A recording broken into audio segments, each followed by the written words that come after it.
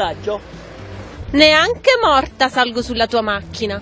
Io non ci giurerei. Comunque fammi sapere se ci ripensi. Ciao tesoro!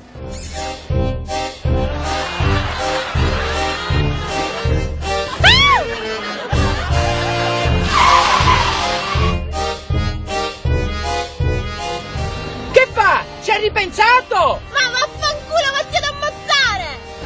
Tiè, uccellaccio del malaugurio!